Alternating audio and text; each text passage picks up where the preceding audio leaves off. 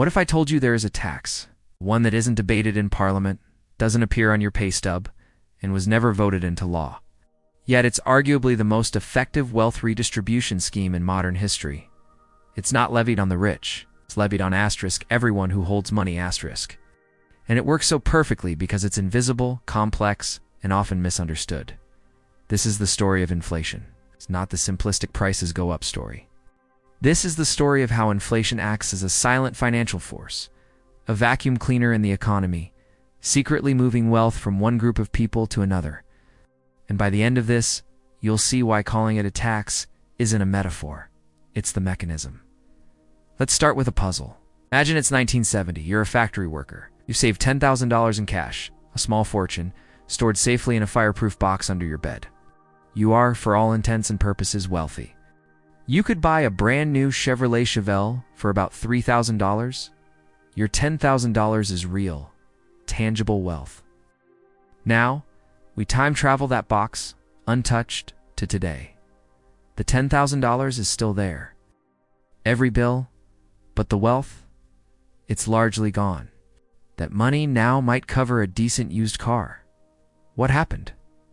No one broke in. No fees were charged. The money didn't decay, but its power did. This is the mystery. Where did that purchasing power go? Who took it? And how is it taken without a single direct transaction? To solve this, we need to go back. Not to the 1970s, but to the very heart of what money is. For most of human history, money had an anchor: gold, silver, something physically scarce. A government's promise was only as good as the metal in its vault. It acted as a natural brake. A king or president couldn't just create more gold to pay his debts. Money was a measuring stick of value. Then, in 1944, the world's financial leaders met at Bretton Woods. They created a new system. Global currencies would be pegged to the US dollar, and the dollar would be pegged to gold at $35 an ounce. It was a gold standard. Once removed, the anchor was still there, but it was now indirect. But anchors are inconvenient. Wars are expensive. Social programs are expensive. Economic stimulus is expensive. What if you could untie the boat? August 15th, 1971, President Nixon delivers a speech. He closes the gold window. The US dollar, the world's reserve currency, is no longer redeemable for gold. The anchor is cut. Money is no longer a physical commodity with inherent scarcity. It becomes a pure social construct at promise, and promises can be stretched. This was the Genesis event. Now, money could be created not by mining, but by fiat, by decree. Primarily through the extension of credit by central and commercial banks. The printing press, both literal and digital, was now on standby. Here is the critical cause and the first layer of the hidden effect. New money enters the economy at specific points. It doesn't rain down equally on everyone. It enters through banks, through financial institutions, through government spending contracts. The first recipients of this new money: large banks, institutional investors, government contractors, get to spend it before prices in the broader economy have risen. They buy assets, stocks, real estate, commodities, luxury goods. They do this with what is still high-powered money. Only later does this new money ripple through the economy. It becomes wages for employees, payments to suppliers, and eventually it shows up in your bank account. But by the time it reaches you, something crucial has happened: the prices of those assets. And gradually, everyday goods have begun to rise. The new money has diluted the purchasing power of all existing money. This is the transfer. Wealth isn't destroyed, it's moved.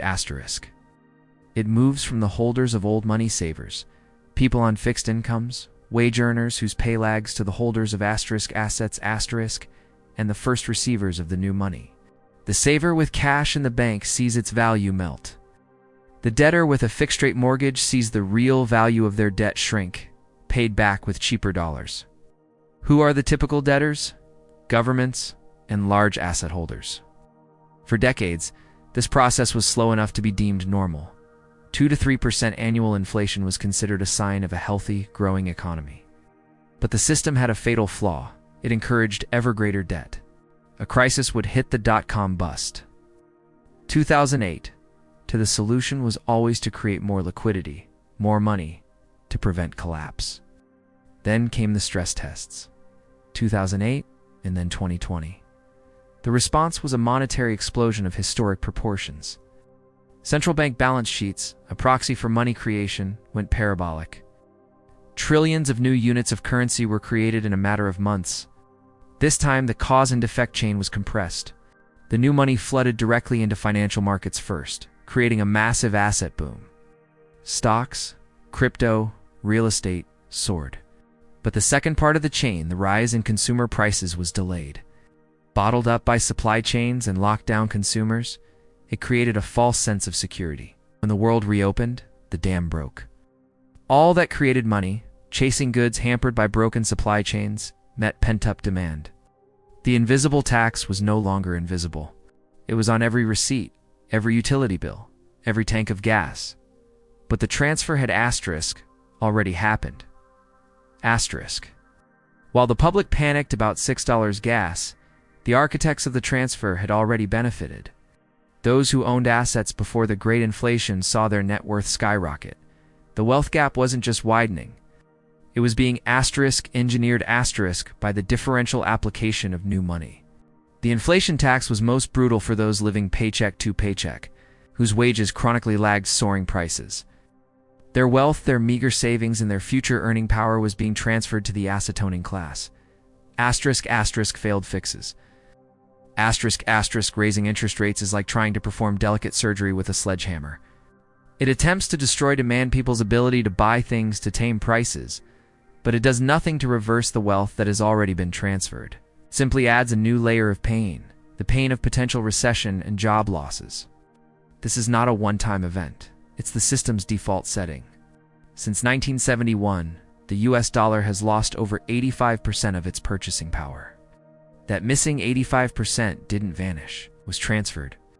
Every time a central bank announces quantitative easing or stimulus, they are, in effect, authorizing a new round of this invisible taxation and wealth transfer. The pattern is predictable. Crisis, massive money creation. Set price inflation, wealth transfer to asset owners. Eventual consumer price inflation, erosion of wage earner purchasing power, public outcry, rate hikes which punish the indebted, often the same wage earners. We're not in a new era. We are watching the oldest play in the fiat money book on a larger stage. So what does this mean for you? 3 non-negotiable takeaways. 1. Cash is a perishable asset. Treat the money in your savings account like a block of ice in the sun. It is melting. Safety is an illusion of nominal value, hiding a reality of eroding real value. Parking wealth in pure cash long-term is a guaranteed loss strategy. 2. The game is about asset ownership. The primary mechanism of wealth transfer is from currency to assets. Your financial goal must shift from accumulating currency to accumulating productive assets. Things that have a chance to retain or increase their real value over time. This could be a business, stocks, land, intellectual property, or skills. 3. Debt is a double-edged sword. Fixed-rate debt like a mortgage can be a hedge, as you repay with cheaper dollars. But it is only wise if used to acquire an asset that outpaces the inflation rate. Consumer debt, credit cards, car loans, is financial suicide in this environment. It compounds the erosion you're already experiencing. The final unsettling thought is this: inflation is not a natural disaster. It is a policy. It is a choice. A choice made by those in charge of the money supply, often presented as the only choice between that and something worse. But every choice has beneficiaries.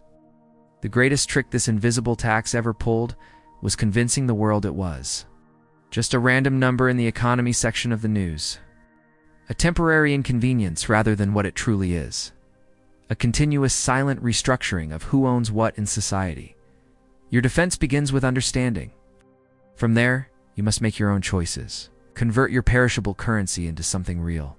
Focus on your earning power. Your ability to generate value is your ultimate hedge. And question always, the easy narratives about spending and money creation. This isn't about fear, it's about optics. Seeing the invisible force is the first step to navigating it. If this perspective shifted how you see your money, your savings, and the financial headlines, then like this video. Helps this message reach others caught in the same mystery. Subscribe for more deep dives into the hidden forces shaping our economy. And in the comments below, let us discuss, what's the first asset you looking to acquire or strengthen to build your personal defense against the invisible tax?